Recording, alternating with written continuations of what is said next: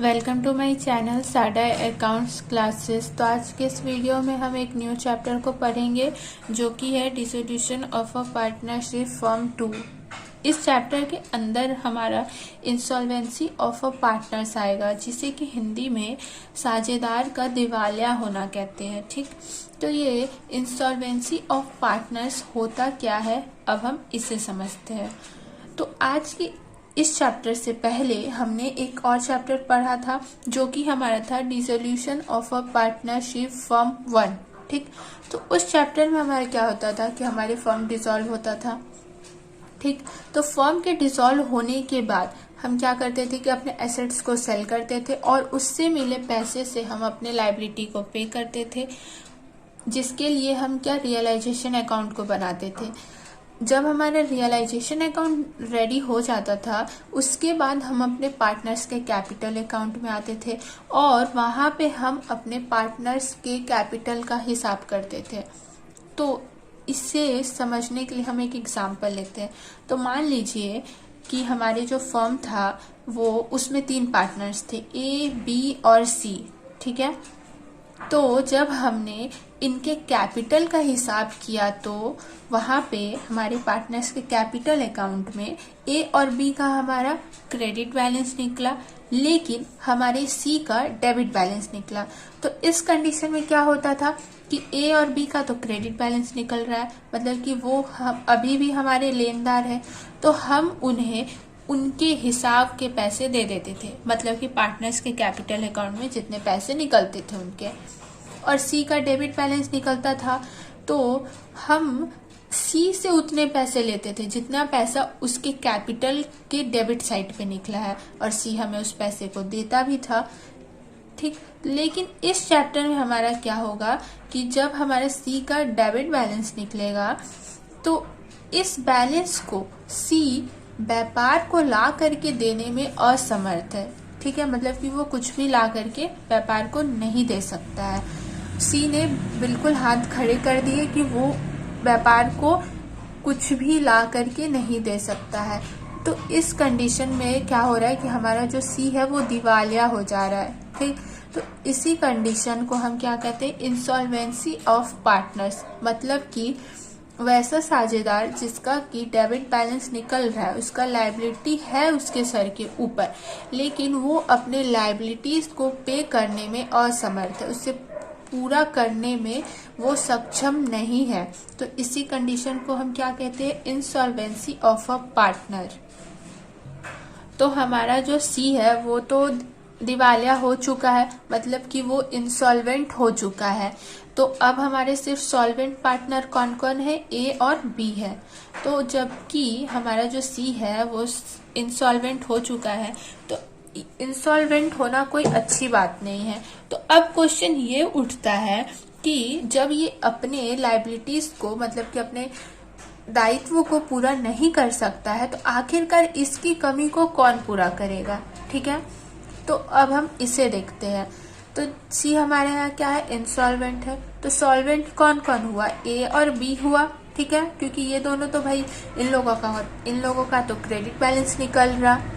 तो सी की कमी को यहाँ ए और बी पूरा करेगा। ठीक है, तो ए और बी क्यों पूरा करेगा, क्योंकि हमारा जो इंडियन पार्टनरशिप एक्ट है उसमें साफ तौर पर कहा गया है कि व्यापार में प्रत्येक साझेदार का दायित्व असीमित होता है। मतलब कि जितने भी पार्टनर्स होते हैं व्यापार में, उनका जो लायबिलिटी मतलब कि दायित्व होता है वो अनलिमिटेड होता है।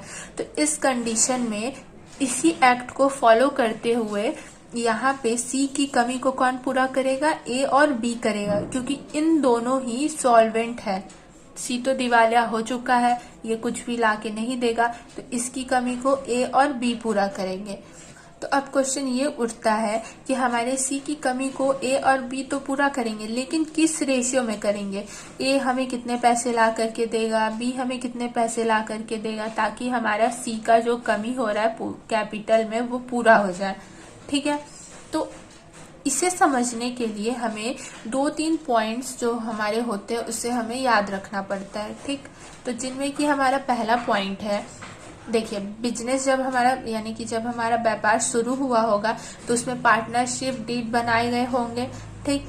तो वहां पे अगर पार्टनरशिप डीड में ये लिखा गया होगा कि अगर कोई पार्टनर इंसॉल्वेंट होता है, मतलब कि दिवालिया होता है, और उस कंडीशन में सॉल्वेंट पार्टनर इंसॉल्वेंट पार्टनर की कमी को लाभ हानि अनुपात में पूरा करेंगे, ठीक है, या फिर कोई और रेशियो उस पार्टनरशिप डीड में लिखा गया होगा, तो जो हमारे सॉल्वेंट पार्टनर है, मतलब कि ए और बी, वो उसी रेशियो में सी की कमी को पूरा करेंगे। ये तो इंसॉल्वेंट पार्टनर है और सॉल्वेंट ये दोनों है।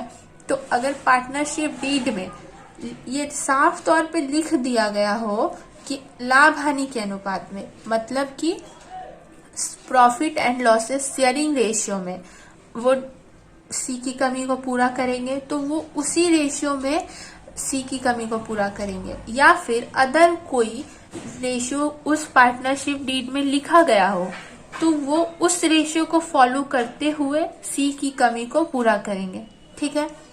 इसमें हमारा दूसरा पॉइंट है, जैसे कि मान लीजिए पार्टनरशिप डीड तो है, लेकिन उस डीड में इंसॉल्वेंसी के विषय में कुछ भी नहीं लिखा गया हो, ठीक है। तो उस कंडीशन में हमारा प्रॉब्लम शुरू होता है, ठीक है।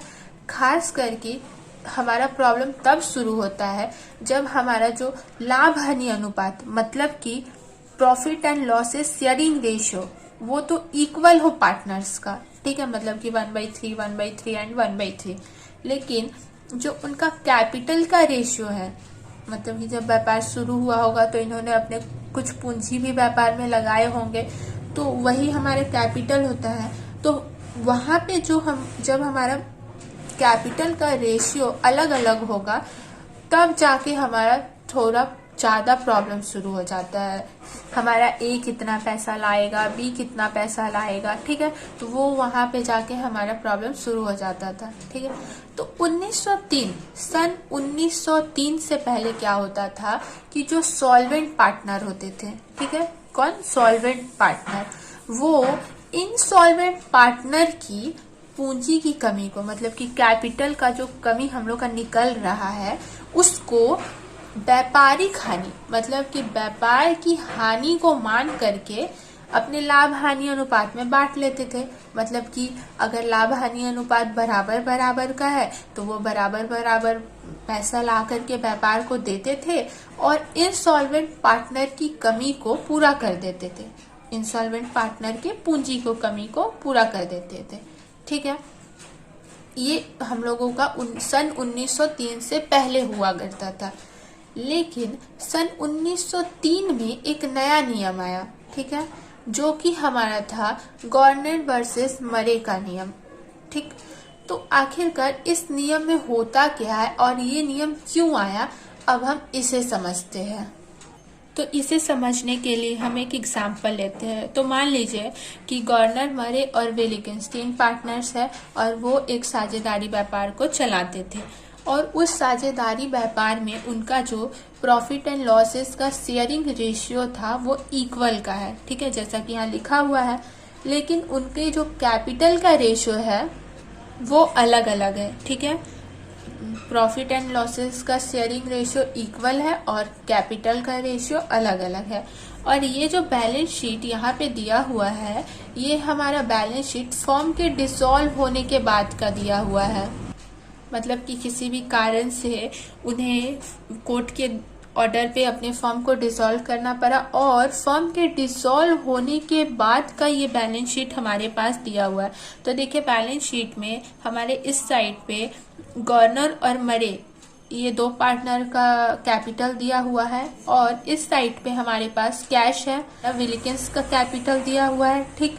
और लास्ट में हमारा है लॉस ऑन रियलाइजेशन। देखिए विलिकिंस का कैपिटल हमारे इस साइड पे है, मतलब कि जो हमारे विलिकिंस का कैपिटल होगा वो हमारा डेबिट बैलेंस निकला होगा, ठीक है। मतलब कि उसने फर्म में से अपने कैपिटल से ज्यादा ही पैसे ड्राइंग कर लिए होंगे। ठीक है, तो जैसा कि मैंने बताया कि यहाँ विल्किंस का क्या है, डेबिट बैलेंस है, उससे फर्म को पैसे ला करके देने हैं। ठीक, लेकिन हमारा जो यहाँ विल्किंस है वो दिवालिया हो जा रहा है, मतलब कि वो व्यापार को कुछ भी ला करके देने में असमर्थ है, अपने लाइबिलिटीज का, अपने दायित्व को पूरा करने में वो सक्षम नहीं है, वो कुछ भी ला करके व्यापार को नहीं दे सकता है। ठीक, तो जैसा कि मैंने ऊपर में बताया कि हमारे जो इंसॉल्वेंट पार्टनर होते हैं वो तो कुछ ला करके नहीं दे पाएंगे, तो उसकी कमी को कौन पूरा करेंगे, सॉल्वेंट पार्टनर। तो हमारे यहाँ सॉल्वेंट पार्टनर कौन कौन है, गवर्नर और मरे है। ठीक है, क्योंकि ये दोनों तो इंसॉल्वेंट नहीं हो रहे हैं, ये दोनों सॉल्वेंट है, मतलब कि ये अपने दायित्व को पूरा करने में सक्षम है। ठीक है, तो जैसा कि मैंने बताया था, अब ये सॉल्वेंट पार्टनर लाएंगे, इंसॉल्वेंट पार्टनर की कमी को पूरा करेंगे पैसे ला करके, तो गवर्नर और मरे पैसे ला करके देंगे व्यापार को विल्किंस के बदले। तो अब ये किस किस अनुपात में, मतलब कि कैसे कैसे विल्किंस की पूंजी की कमी को पूरा करेंगे, अब हम उसे देखते हैं। तो सबसे पहले हम देखेंगे कि आखिरकार हमारा जो टोटल लॉस है कितने। तो हमारे यहाँ जो टोटल लॉस निकलेगा वो निकलेगा 898 का। ठीक है, तो अब ये 898 कैसे आ रहा है, अब हम उसे देखते हैं। तो देखिए हमारा जो यहाँ 635 है वो रियलाइजेशन का लॉस हो जा रहा है। ठीक, ये लॉस तो हमारे रियलाइजेशन का दिया हुआ है, ये व्यापार के लिए क्या है, हानि है। ठीक, और उसी तरह जो हमारे विल्किंस है वो भी दिवालिया हो जा रहा है, तो ये भी एक तरह से हानि ही है। तो इस प्रकार हमारा टोटल हानि कितना हो जा रहा है, यानी कि टोटल लॉस हो जा रहा है हमारा 898। ठीक है, यहाँ पे इस लॉस को गवर्नर और मरे बराबर बराबर ला करके देंगे, क्योंकि ये जो घटना हो रही है हमारे 1903 के पहले की है।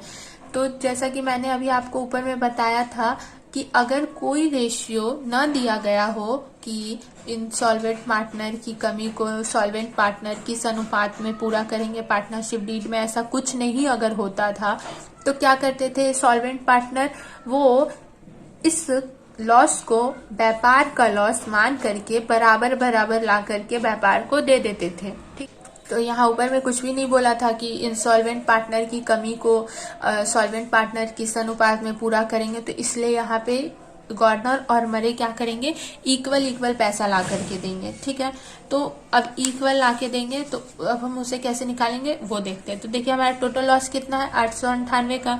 तो 898 का 1/2 भाग लाएगा गवर्नर। ठीक है, और उसी तरह हमारा 898 का 1/2 भागा लाएगा मरे भी। ठीक है, यहाँ 1/2 क्यों हो गया, यहाँ पे क्या होता है कि कई बार कंफ्यूजन हो जाता है, क्योंकि यहाँ पे तो रेशियो हमारा दिख रहा है 1/3 और 1/3 1/3, लेकिन देखिए यहाँ पे जो हमारा विल्किंस है वो तो दिवालिया हो गया है, वो तो कुछ भी नहीं ला सकता है, मतलब कि इसका काम खत्म हो गया है। तो सिर्फ कौन बच रहा है, गवर्नर और मरे बच रहा है, सिर्फ 2 पार्टनर बच रहे हैं। तो ये 2 पार्टनर इक्वल इक्वल ला के देंगे, तो 2 पार्टनर का रेशियो इक्वल इक्वल कितना होगा, 1/2 एंड 1/2। इसीलिए हम यहाँ क्या लिखेंगे, 898 का 1/2। ठीक है, तो जब हम उसे निकालेंगे तो हमारा आएगा 449। ठीक है, बराबर लाएंगे तो गवर्नर भी उतना ही लाएगा और मरे भी उतना ही लाएगा। तो देखिए हमारा जो गवर्नर है वो ला करके देगा, उसका कैपिटल हमारा बैलेंस शीट में कितना बच रहा है, 2500। ठीक है, तो 2500 में से वो इतना पैसा ला करके देगा व्यापार को। ठीक है, तो इस लॉस को पूरा करने के बाद भी गवर्नर हमसे इतना पैसा लेकर के जाएगा। ठीक है, हम उसे इतने पैसे देंगे क्योंकि उसने तो अपने सारे लाइबिलिटीज का भुगतान कर दिया, जितना उसे देना था उसने अपने उतने पैसे को पे कर दिया है। तो अब हम आते हैं मरे पे। तो देखिए यहाँ हमारे यहाँ मरे पे क्या हो रहा है कि जो हमारे मरे का कैपिटल है वो सिर्फ है 314 का, और उसे ला करके कितना देना है व्यापार को, 449। लेकिन यहाँ पे हमारा जो मरे का कैपिटल ही कम पड़ जा रहा है और लॉस हमारा ज्यादा हो जा रहा है। ठीक, तो इस कंडीशन में क्या होगा कि हमारा जो मरे है उससे लॉस ही उल्टा हो जाएगा। ठीक, वो कैसे होगा अब हम उसे देखते हैं। तो देखिए हमारा लॉस कितना है, 449 का है, ठीक है, और उसका कैपिटल कितना है, सिर्फ 314 है। तो जब हम उसे माइनस करेंगे तो हमारा आएगा 135 रुपया, ठीक है। मतलब कि ये 135 रुपया जो हमारा है वो ज्यादा है मरे के कैपिटल से। मतलब कि 135 रुपया मरे को अपने निजी संपत्ति मतलब कि अपने घर से ला करके देना होगा, तो ये तो उसके लिए लॉस हो जाएगा। वो दिवालिया नहीं होते हुए भी उसका क्या हो जाएगा, हमारा डेबिट बैलेंस निकल जाएगा। उसके पास जितने पैसे थे उसने तो उतने पैसे दे ही दिए, और साथ में ही उसे अलग से भी कुछ पैसे देने पड़ रहे हैं, ठीक है। मतलब कि ये तो एक तरह से उसके लिए लॉस ही हो रहा। जो पैसा व्यापार में उसने लगाया था वो भी गया, ऊपर से वो एक्स्ट्रा भी ला करके देगा, ठीक है। तो ये उसके लिए क्या हो रहा है, लॉस हो जा रहा है। लेकिन गवर्नर के साथ ऐसा बिल्कुल भी नहीं हो रहा है। वो तो भाई अपने लायबिलिटी को पे कर दे रहा है, इंसॉल्वेंट पार्टनर की कमी का जितना हिस्सा था वो उसने दे दिया, और उसके बाद भी उसके पैसे बचे और वो लेकर के चले गया। लेकिन यहाँ पे जो मरे हमारा है उसे तो उल्टा लॉस हो जा रहा है। तो अब यहाँ पे जो मरे बच्चा वो इंसॉल्वेंट मतलब कि दिवालिया न होते हुए भी हमारा उसका क्या निकल जा रहा है, डेबिट बैलेंस निकल जा रहा है। तो अब ये तो हमारा विवाद का घर बन गया। तो इस पर क्या हुआ कि ये जो मामला था गवर्नर, मरे और विलिकिंस का, ये हमारा पहुंच गया कोर्ट में, ठीक है। और उस टाइम पे हमारे कोर्ट के जज थे जॉयस, ठीक है। तो ये केस चला, और इन सभी मामलों को देखते हुए जो हमारे जज थे जॉयस, तो उन्होंने निर्णय लिया, ठीक है। तो क्या निर्णय लिया, तो उन्होंने निर्णय लिया कि जो हमारा रियलाइजेशन का लॉस होगा, ठीक है, उसे पार्टनर्स, चाहे कितने भी पार्टनर्स हो, वो उस लॉस को अपने प्रॉफिट एंड लॉस के शेयरिंग रेशियो में डिवाइड करेंगे, ठीक है।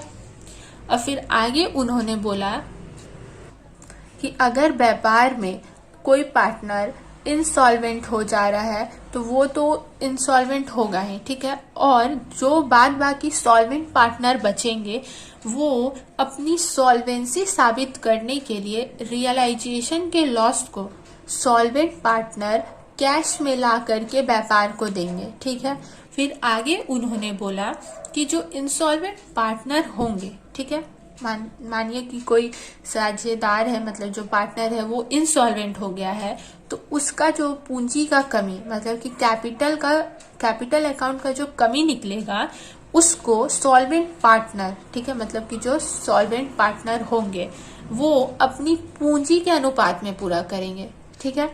पूंजी के अनुपात में मतलब कि जैसे कि डिसोल्यूशन जिस डेट पे हमारा होगा उस डेट पे उनका कैपिटल जितना होगा उस कैपिटल के रेशियो में वो इंसॉल्वेंट पार्टनर के कैपिटल की कमी को पूरा करेंगे, ठीक। तो अब ये निर्णय लिया गया, और इसी निर्णय को हम गवर्नर वर्सेस मरे के नियम से जानते हैं, ठीक है।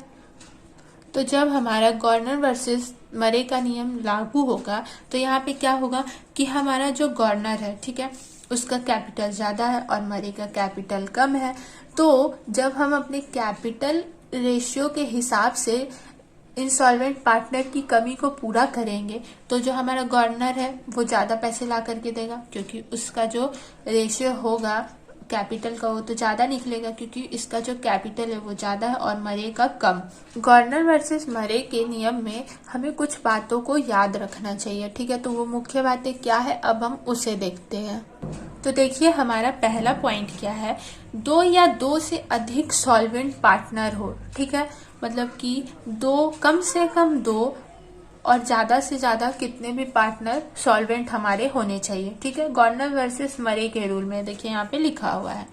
फिर हमारा नेक्स्ट पॉइंट है पूंजी लाभ विभाजन के अनुपात में नहीं है, मतलब कि जो हमारा कैपिटल का रेशियो होगा वो हमारे प्रॉफिट एंड लॉस के रेशियो से अलग होगा, उस अनुपात में नहीं होगा, ठीक है।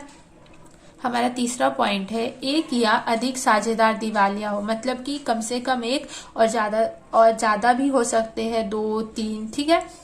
चौथा पॉइंट है वसूली खाता, ठीक है, मतलब कि रियलाइजेशन अकाउंट। रियलाइजेशन अकाउंट के लॉस को सभी साझेदारों में लाभ हानि के अनुपात में विभाजित करें। हमारा जो रियलाइजेशन अकाउंट का लॉस होगा उसे पार्टनर्स आपस में किस रेशियो में डिवाइड करेंगे? अपने प्रॉफिट एंड लॉस के रेशियो में, लाभ हानि के अनुपात में डिवाइड करेंगे, ठीक है। फिर हमारा 5वां पॉइंट है, सॉल्वेंट पार्टनर रियलाइजेशन अकाउंट के लॉस को कैश में लाएंगे, ठीक है। जैसा कि मैंने अभी पहले भी बताया था कि हमारे जो सॉल्वेंट पार्टनर होंगे, ठीक है, वो रियलाइजेशन के लॉस को कैश में ला करके देंगे अपनी सॉल्वेंसी साबित करने के लिए। मतलब कि वो ये साबित करेंगे कि हम सॉल्वेंट है, हम अपने रियलाइजेशन के लॉस को कैश में ला करके दे सकते हैं। इस तरह उनका क्या होगा? सॉल्वेंसी साबित होगा। हमारा 6वां पॉइंट है, इन सॉल्वेंट पार्टनर के पूंजी की कमी को सॉल्वेंट पार्टनर अपनी अंतिम पूंजी शेष के अनुपात में पूरा करेंगे।